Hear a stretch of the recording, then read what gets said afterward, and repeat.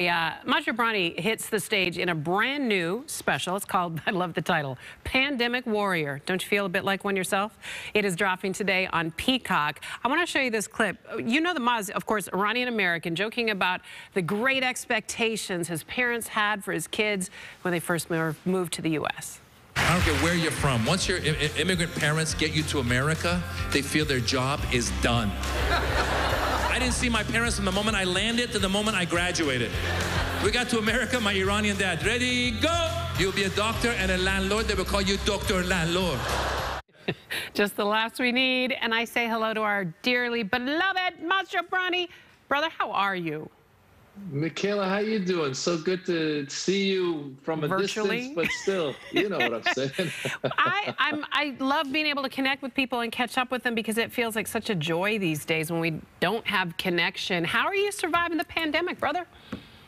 You know, I'm hanging in there. It's interesting because my kids are in Zoom school. My wife is working on from Zoom, and what I say is, when I used to go to my living room, I had a family.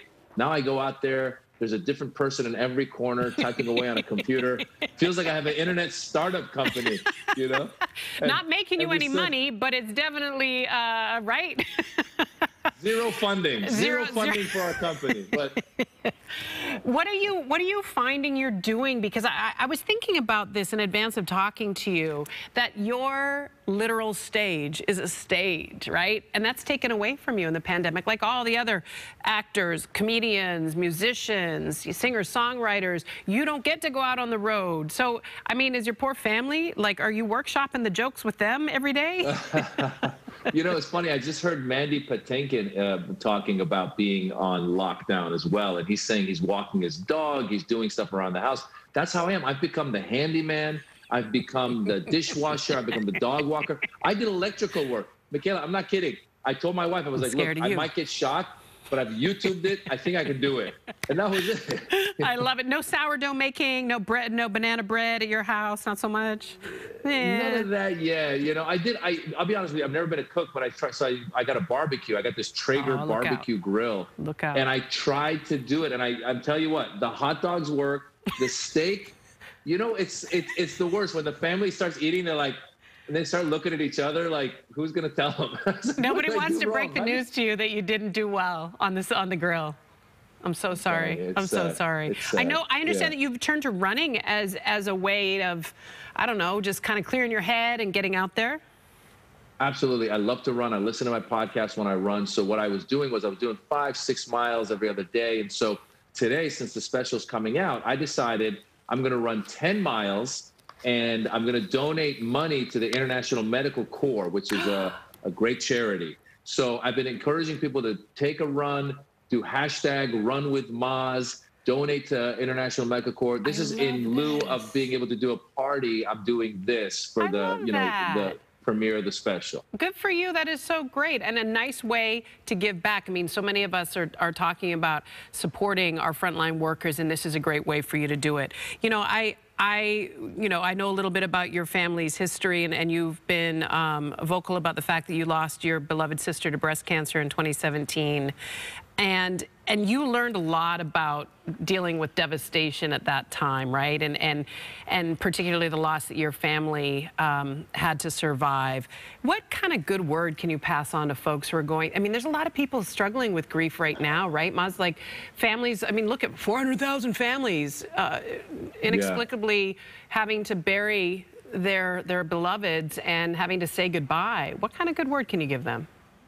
Well, you know, it's interesting you say that because every time I hear of somebody passing, I realize what you just said. It's not just that person, which is already sad, but it's the families, it's the people that are affected by it. And really, the only thing you can do is just put one step ahead of the next and just keep moving forward and know that the pain will never go away. I mean, it's still there.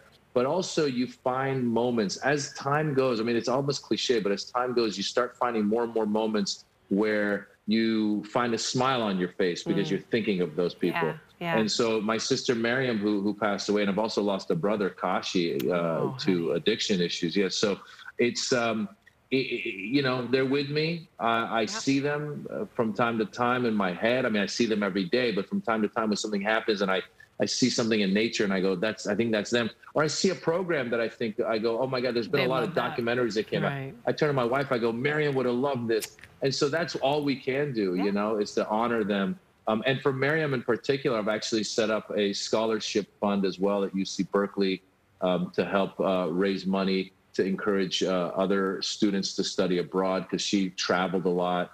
So that's all you can do. You know, what else are we going to do? You know, and so, yeah, we move on. We do. One of the ways you've moved on as well is by, you know, focusing on that family of yours. And you have a podcast, which I think is genius, Back to School.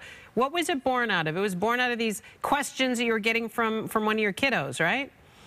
I'm telling you, these kids, so it's called Back to School with Maz Jobrani, and the whole idea came about because they would ask me questions I didn't have the answers for.